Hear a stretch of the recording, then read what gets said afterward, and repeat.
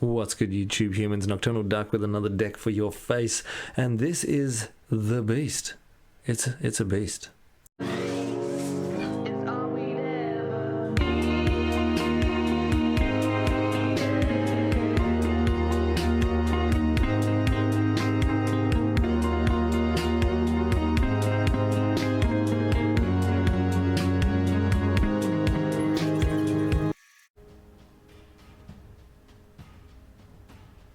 Hi. What are we trying to do today? We're trying to win with Kiora. And the way we're going to do that is maximize on her passive, which is when we have a creature that is power 4 or greater enter the battlefield, we draw a card. Which doesn't sound that great, but we are going to do other shenanigans, like combine it with a Beast Whisperer, which will give us a double down on that creature entering, and our Great Henge. So this is going to give us another draw on a creature entering. So all of this card draw is going to do what for us? First of all, the only way to draw with her is we need creatures that are 4 or greater. So every creature in here is 4 or greater, and that's going to get us the card draw train rolling. So the thing is that most of them are beasts. So I've just called it Beast, but it should really be called Beast Train. I'm thinking about changing the name. But this is the first creature, the Ventress Gargoyle, a 2-drop, which is normally very difficult to get to use. But he comes down, and with this combination of Kiora, a Beast Whisperer, and a Great Henge, you draw 3 cards and put a 1/1 counter on it. So you see what it's doing. It's already getting more value than it's got written in the text, and you're supplying yourself with enough cards to always have him as a blocker. He's going to be a turn 2 blocker all the way through to a turn 7 blocker, 100%. So he's pretty good inclusion, to be honest. The Love-Struck Beast is our second creature, and this is going to, it's a no-brainer really, you know, it's a 5/5, so it's going to do the same thing, draw us 3 cards, but give us that 1/1 token to block, which is pretty good because we've got the Callous Dismissal to do bounce shenanigans and leave behind that 1/1, which can bring this guy online. So that's pretty good. So another no-brainer. Beast Whisperer we've touched on and why he's in there. The Questing Beast, beautiful, right? Turn 4, drop this guy. Couldn't actually be turn 3, but turn 4, it won't be turn 3, sorry. Turn 4, you drop that, and you draw a couple of cards and swing in, and then you get him left to block. Then we got this guy. He's going to actually do a little bit of legwork. I've only got 2 copies. I was going to include more, but he's sort of on the fence. He does do a lot of work, though. The ability to pay 1 and give him reach is very much comes into play, and you can generally pay for it a lot with her -1 and also a +1 from Nissa, giving you those lands left to be able to do that. But he can't be countered, and protection from blue comes into play quite a lot, and giving him trample can actually help win the game. So 2 copies seems like the right amount. And we also have quasi-duplicate to copy all of these beasts. So the Ventress Gargoyle, the Love-Struck Beast, the Beast Whisperer, and the Shifting Triceratops. These are all going to be targets for the quasi-duplicate. So that way we get the extra trigger from Kiora and from all of the other card draw machines in the deck. So the last 2 creatures of the deck is 2 copies of Hydroid Crisis, which is also a beast. He is going to come down and draw us a butt ton of cards. So automatically I've got him on the 6-drop slot because that's the ideal spot for him to be able to trigger this. So you drop him on turn 6 and you get a card draw, a card draw, a card draw, and then whatever there's 4 cards there. So there's your hand refilled, plus you gain life, and you've got a flyer. It's just ridiculous. So that's in here for obvious reasons. But you can also cast him early if you really need to hit the panic button. And the last creature is the Vitu-Ghazi, which is, as you notice, an instant and incredible, because at the end of their turn you can cast this on one of your lands, and then at the start of your turn you have a 9/9. It's really amazing. So the land we're going to target is a Lotus Field, which is going to have hexproof. So we have a 9/9 hexproof on turn 5, which can actually kind of be turn 4, which is pretty smexy in my mind. But you notice how it says haste, even though it is an instant. So what that sort of does for me is makes it so when you want to cast it in your turn, you kind of want to maximize on this. So the way that I want to do that is you can cast it on turn 5, and then you can untap it with this and attack in. So that's still pretty good. Turn 5, 9/9. If they haven't got anything or they've got something they want to keep, they're forced to throw it under the bus. The other way is you use Nissa, you price 1 and turn a land into a 3/3, and then you target that land. And again, if you target the Lotus Field with Nissa, it will be a 3/3 hexproof. And then you target that 3/3 hexproof land with the Vitagazi and turn it into a 12/12 hexproof. That's the idea. You can see what it's trying to do with that. So she's in here for a couple of obvious reasons. The ramp, if you can ultimate her, it's good. And we can actually sort of cheat with this to try and ultimate her. I've got 2 copies of Plane-Wide Celebration because we can do all this ramp and we do so much card draw. We can dig into our deck so well. By the time we get up to enough land, we can, or enough ramp, I should say, and we can just proliferate 4 times. So proliferating 4 times, we're going to buff this as a hexproof land and buff her to be able to ultimate, and then this is indestructible, hexproof. Amazing. Amazing. But yeah, you can use that in other ways if you really need, but that's the idea of it being in here. And the Great Henge, which we've touched on, if you cast one of these, the next turn this is only 2 mana, or even in the same turn, if you cast it and then use these 2, and then you know what I'm saying. So yeah, all the pieces sort of go really, really well. The Quasi-Duplicate coming in and copying the beasts is almost a little bit like a toolbox, because you can do it twice with the jump start, which is very much underrated at the moment, jump start, because late game you've got this in the graveyard and then you draw a land, but then you can just copy something like this. Instead of casting a land, you cast one of these or one of these, and it can really kind of come into play. Like, it's not going to copy this because it's legendary, but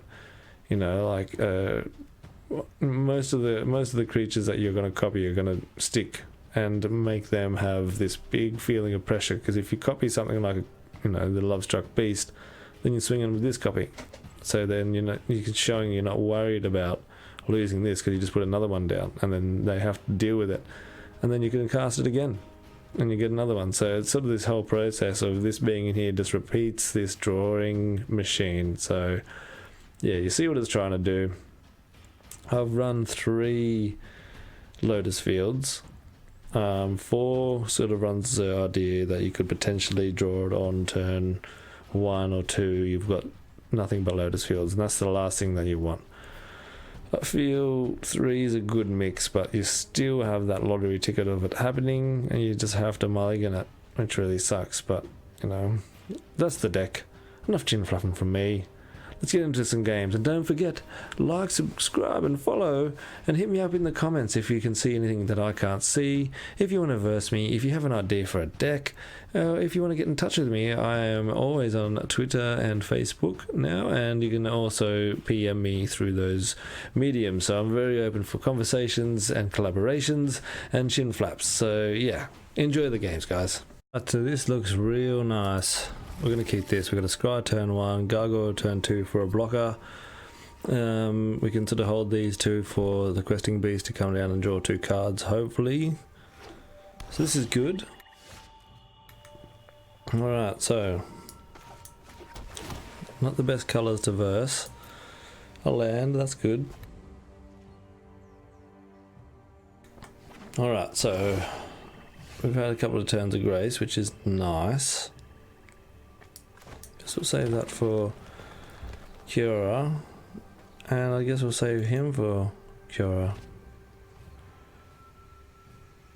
I feel like he's going to have a Murderous Rider. Okay, good, he tapped out. Amazing. So Kiora can cop a pretty decent chop right here. I mean, I could have waited till next turn and then untapped and been able to play that. And then this turn bounce that. That probably would have been better. But I figured she's going to be able to take that knock. Unless he has some stupid buff. Looks like he might. No, he doesn't. Fantastic news for us. So she's 5. So that's still pretty good. Still pretty good for us. So it's a shame that we don't have another blue. But bringing this down, getting in a damage and a card draw. Or do we go this route? No, I think we have to go this way. Get the card draw while we got it. And the attack while we got it.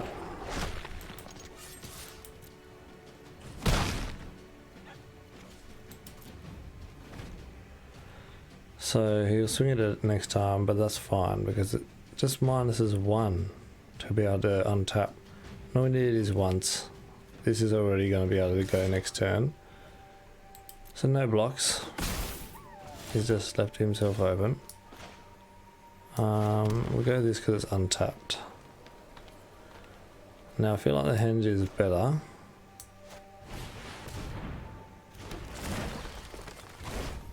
And then for 3, we can untap this one.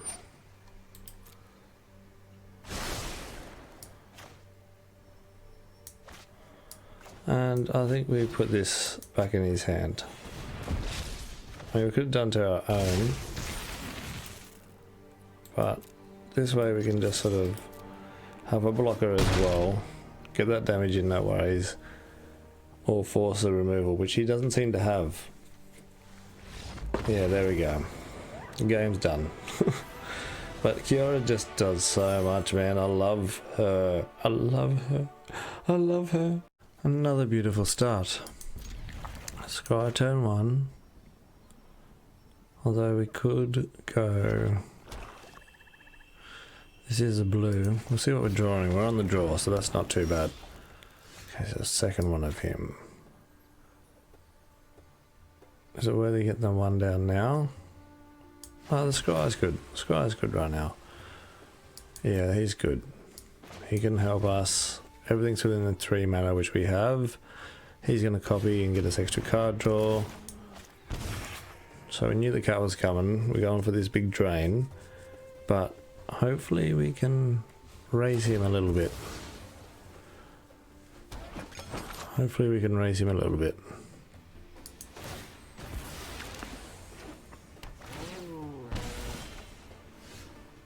Okay, so now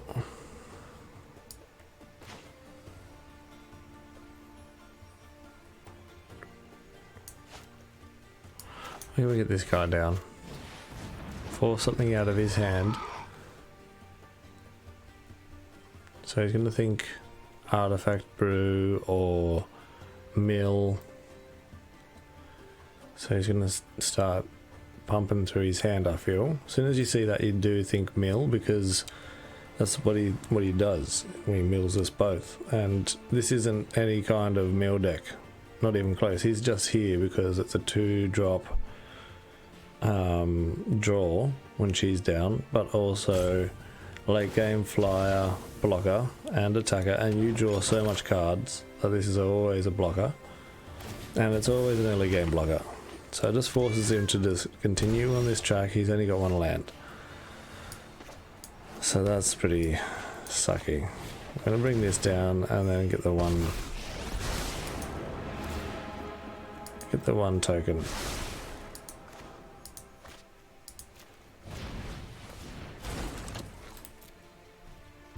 And pass down. So I think we've got enough now that we could probably start triggering him. So this turn when he goes, I will.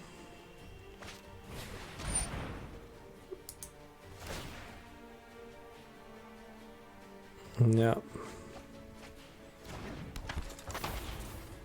See if we can trigger him to attack with a cat.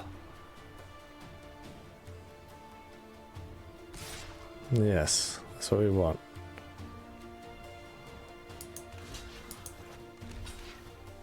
So if he lets this happen, he has to then sacrifice something else. So this could sort of damage his plan. Okay, so he doesn't. He sticks to his plan. That's good. So we keep Kiora at 6, which is nice. Okay, so we'll get a scry here. That's not bad, but we've already got another one in hand. So from here we can get another card draw or another card draw. I didn't trigger him. 4 mana. I think we just untap that and bring this guy down. So we get the card draw, and then we can just attack with him. I'm surprised he didn't block with the cat there, and then he could have made a rat, sacrificed and brought the cat back. Oh, because he has trample. No, he doesn't. Yeah, see? That's what I mean. He's this big scary thing, but he can definitely block and deal with him. I've dealt with him a few times. I like him as a card for sure. Okay, so now we'll trigger him. At least get some value out of him. He's held off a lot of attacks. He gets a Beast Whisperer, which sucks for us. But we are going to still be able to put another one down.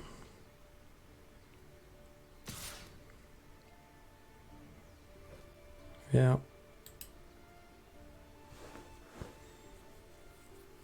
So again, I'm going to block with a 1/1 because it might make him think, yes, I'll exchange so he can't attack with this guy. Which is fine because I don't mind holding him off for this one.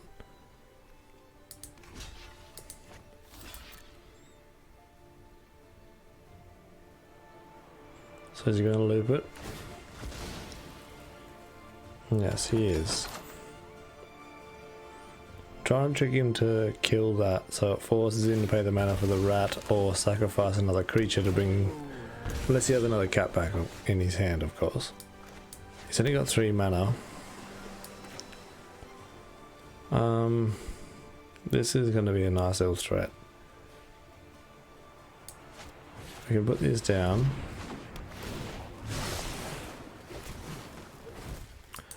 Then we can untap this. And play this. Get another card draw. Just put this up to 4. So he's good to block. I'll attack with him. So you should block with the cat. But he doesn't. It's because he's getting the life back with the ETB, but really it's not enough. I would prefer to sort of stop that, make a rat and bring it back. So I'm giving him 2 options to do that. And I know that that's going to damage his plan, like he will end the loop. See, look, there's the first rat. So now you could be able to use it. You should have used that to block. I'm not going to use it to attack. I'm sorry, Grim Graham. I'm not trying to be critical on your plays. Okay, so I don't think we need that. We've got enough going on. That's pretty smexy. That's pretty smexy indeed. We could copy this guy with him, get another card draw, or we could bring him down. No. Yeah, we could bring him down the end of his next turn. Yeah, we're not going to attack with anything just yet anyway, right? I mean, probably anything till we attack. So I'll attack him with both these. Get some solid damage in.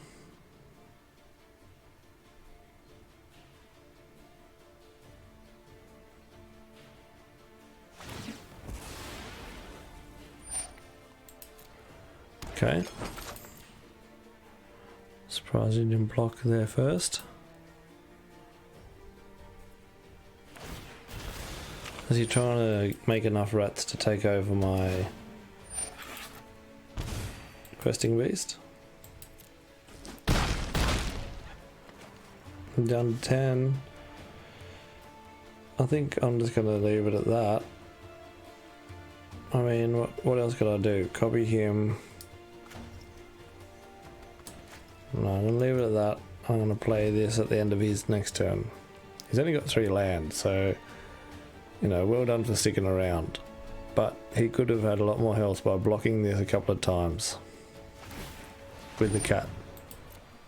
Yeah, so there's his second one. It doesn't matter if you take the questing beast because I can block that. Happily block that. Oh man! I double clicked. Well, that's alright. Okay.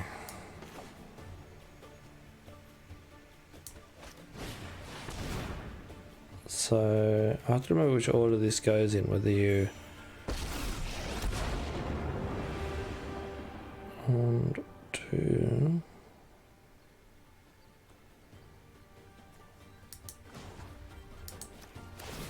And we'll get up the jewel.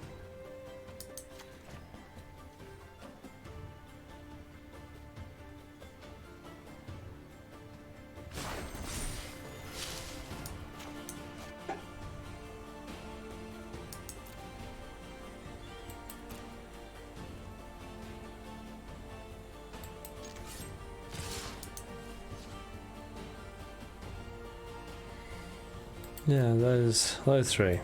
There we go. Sorry, I had to think about that. So to put the pressure on right now, he's only got the 3 mana, so sort of maximise on that. I mean, I know we've only got 4, but we really have a lot more than him. So he's finally starting to block with the cat. I'm surprised he didn't block the beast. He's probably trying to take a land away from me, giving it death touch. No. Why wouldn't you block the beast? Does he think it's got trample? Vigilance, death touch, haste. Oh, it can't be blocked. My power's 2 or less. My bad. I've only just got 2 copies of him, so I'm getting used to him. So he can't block that guy. That's amazing. So he's trying to make enough rats to take it. Down to 3. And then we'll play this. And because we've got another couple in hand,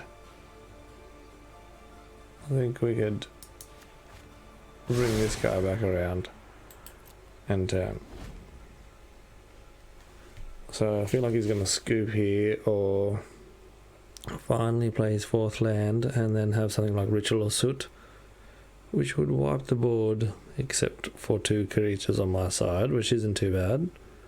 Wipe the board on his side. He's got to make another rat, then sacrifice it. So he needs the other land anyway to do that. Yeah, sure. Let's just top the decks. Oh, that's perfect. So that's a sucky one for us, but that's a pretty even flip of the coin. Take that away from him with these 2 out. That was pretty smexy, and that's pretty good for us. Okay, so where do we go from here?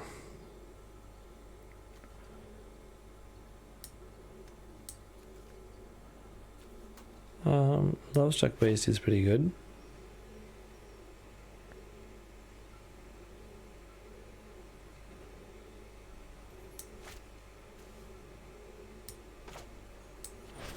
I'm just going to play him on him.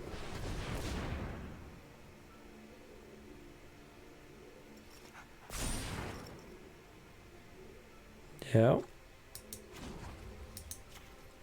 And then we'll take the other dual land.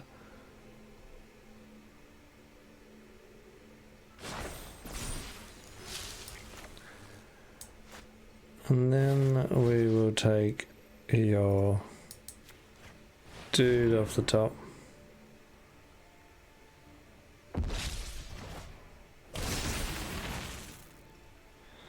What are you oopsing me for, bro?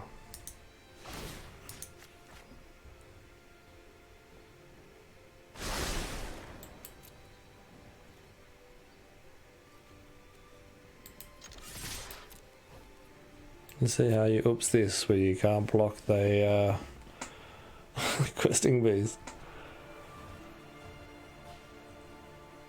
Is he oopsing me or himself because he didn't put something down to block the questing beast? See, I didn't even use those guys. Yep. Sayonara. Okay, so this isn't the best because 2 lands, but I'm going to keep it. I'm going to keep it. We've got 2 early blockers. I'll bring this in tapped. Jeez, we're going to lose, I feel. Yeah, we missed a land already. Come on, get this one out. Okay, so at least that comes in tapped and we have a blocker, which would be hard for him to get rid of unless he has a love coil specifically. So that's fine. Gets 1 in now. And then go with this dude.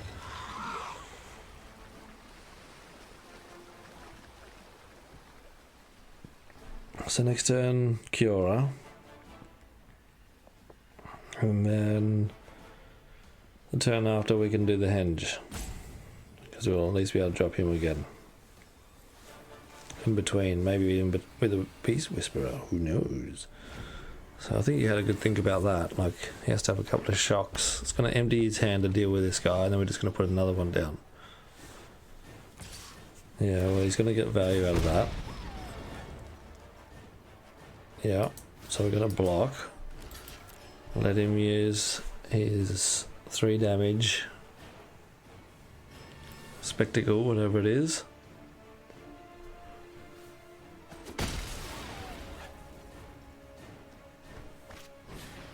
Oh, a lot at the stage, okay. And what did he pull? Another lot at the stage, plus one of these, that's pretty decent. Okay, so that's not bad. Good old Calamity deck. Good old Calamity Babby. Calamity Bobby. So... I play her...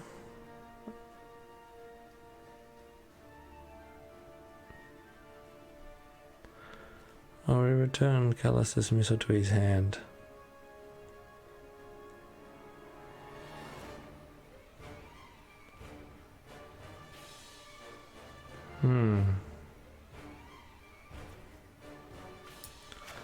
I think we can return that next turn. And we just passed turn. So let's see if he is interested in taking on Kiora, or if he's going to be a classic Calamity and go straight for face. So that's a better target to return.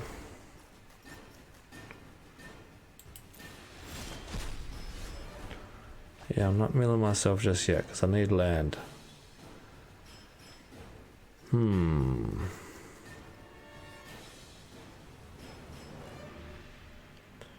I draw a card? Or do I play the henge? I'll return that. Yeah, I'll return that.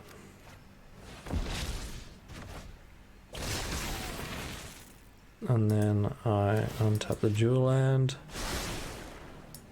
Play this. And draw another card. Which it's a land.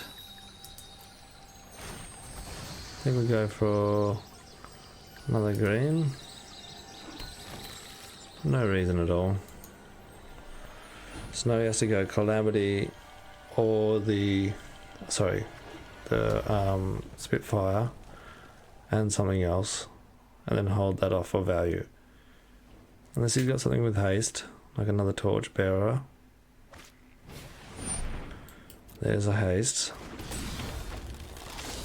He's gonna lose it, but it's worthy, I guess. I doubt he will. Oh, he did. He went for it. Okay, sure. Oh my god. What the hell, man? He took our freaking Ghazi. was not what we needed. Okay, so we'll go to blockers. I'll block there and there.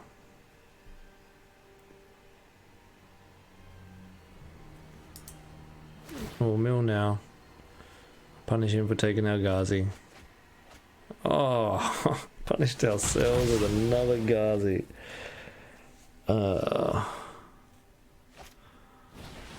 That was gross, man. Wow. Okay, so Henge. Henge, and then we can also... Oh, we need double blue for that, don't we? I misthought this. Maybe we can go 1, 2, and Beast Whisperer. And he'll give us a card draw to keep him in check. And then, how many does he have in graveyard? 7.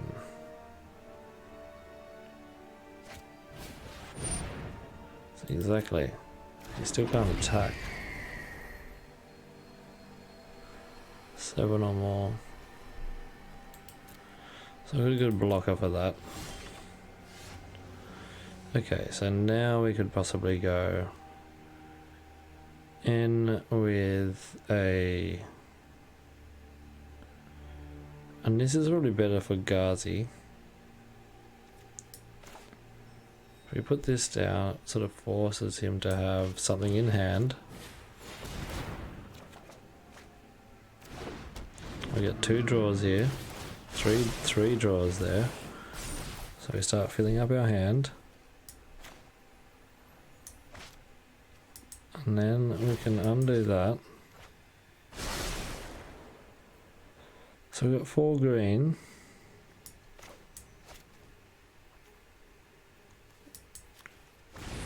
We'll go 1.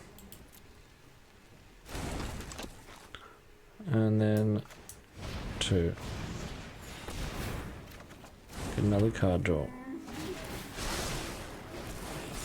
Okay, so I'll also put down a land. And then we'll go to combat.